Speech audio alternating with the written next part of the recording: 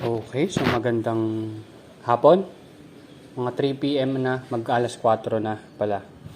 So ito yung mga scamanders, yung red crystal. Okay, pero parang ngayon, may kita naman parang may batik-batik siya. Pero hindi pa halatang pula. Pero may dark spot siya doon sa ano niya, sa dahon. Ito isa lang yung pangalawa pa lang yung true leaves eh. Hindi ko sure. Pero most sila, 3 o 4. Pero sabay-sabay ko silang ilalabas. So, yan. So, tingnan lang natin yung iba. Ito yung mga paglalagyan ko. Pero baka doon ko muna sila ilagay. I-clean up ko yan. So, 5 sila dyan. Kasi wala pa naman yung gagawa. Pero yan, inaayos natin yan. Ito, tatanggalin na rin natin to. Yan. So, kung makita, check lang natin yung mga tanim natin dito. So, ito yung tinanim natin nung February 20. Yan, yan, 5 yan. 1. Yan, 5. Ito naman nung February 16. So, yan, mga 4 days yung pagitan nila.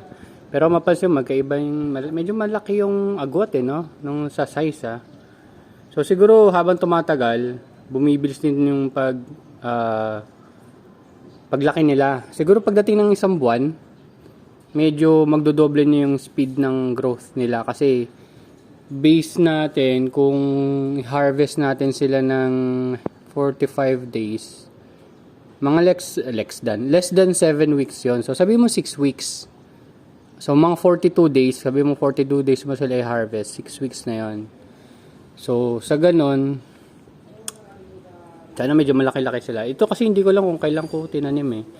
Pero 'di ba yung dating mga hinarvest ko dito, nasa 50 grams lang, medyo mababa. Pero last time, yung mga ganito medyo malalaki kong na-harvest, nasa 70 na eh. So, pag tumatagal pa siguro sila, hopefully makita natin yon ng mga 40 days or 45 days. Na at least mga 100, 120 grams.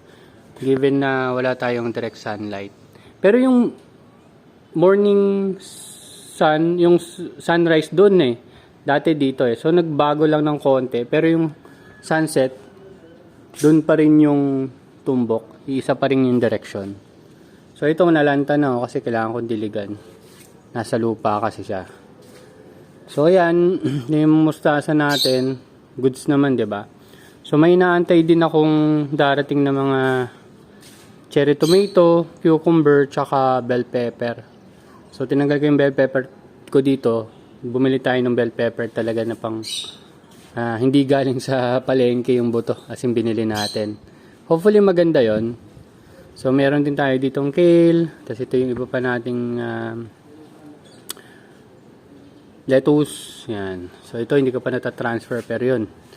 Dito ko sila ilalagay. Ayusin ko lang siguro. Tapos yan, yung mga mulberry natin, kinalbo ko na. Ito yata, tuba to eh, tuba. Parang katulad na no. Si nanay na yata yung nag-ayos niyan or nagtanggal. Kasi hindi ko pinapakalaman yung mga tanim niya. So ito, tatanggalin na rin natin to. So maintain lang natin to. Yung dito naman, baka itong isa, i-maintain ko muna. Kasi yun yung nagbunga eh. Yun yung nagbunga eh, recently. So, tingnan natin. Wala naman masyadong kakaiba dito ngayon. Kasi nga, nag-clean up tayo. Unti-unti tayo nag-clean up. Yan. So, in-sprayan ko sila nung organic tawag doon, foliar. Organic foliar. Yung seaweeds, yung amo. Yan. So, hopefully maganda ito. Magkakuha ko lang dito. Buto ng Thai basil. Kasi nga, yung lemon basil, ang bilis tumubo eh. Andun sa baba, pag na-update ko siguro yung video ko sa mga indoor nursery natin. So ito, standby lang sila dyan kasi nga hindi na rin natin sila itutuloy.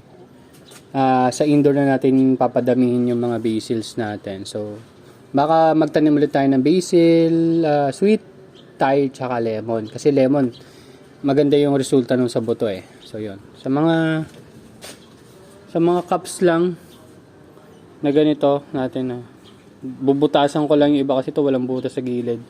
Tapos magano lang tayo sa ayan, bottom drenching daw yata tawag nila doon. Ayan. So ayan, so maglalagay din ako ng lupa maya-maya pag may oras pa. So yun lang naman activity ko ngayon, magta-transplant, then clean up.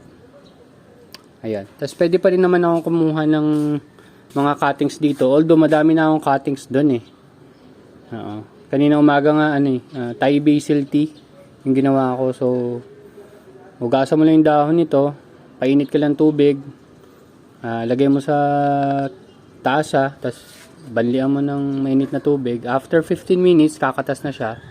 Tanggalin mo lang yung dahon, then good na yun, goods na yun, may tika na. Siyempre, mas maraming dahon, mas matapang yung lasa. So, nakakapagpa-relax ng blood flow based dun sa nakita ko. Kailangan ko rin yun, medyo relax sana ng blood flow. Yan. Hopefully, itong mga tinanim ko pala na to, itong transfer ko mag-okay. So, didiligan ko lang kasi medyo napapansin ko medyo tuyo eh. Kasi recently lang to eh, mga 2 days ago pa lang to eh, no? Para makapag-establish sila ng roots. So, yun lang. Hopefully, this weekend, magtuloy na talaga yung upgrade natin ng growing area. Kasi ito yung isa, kahit ito lang muna. Kasi nga, makakatanim ka agad tayo dyan ng 16 heads. So, matatransfer natin yung iba doon, malalagay natin dito. Para pag nag-discuss tayo, nasa isang location lang. So, hopefully, ganun ang mangyari. So, kung ma-extend pa natin hanggang dito, sayang. Maganda yan. Kasi, yun nga, yung araw, bandan dito na. So, mga 2 hours sun. 2 hours araw, tapos angat na yung araw. Yun. Yun lang. Yan, ibang namatay-matay na iba. Bumili rin ako ng ibang herbs, yung chives. Bumili rin ako nun. So, hopefully, marami tayong mapag-aralan at ma-testing dito. Ayan. Mukhang goods naman eh. So, diligan ko na to para makarecover na siya. And hopefully after a few weeks makita na rin natin na naglumalaki na rin yung iba nating tanim doon. Yun lang naman, hindi ko na patatagalin at sa susunod na update na lang. Bye bye!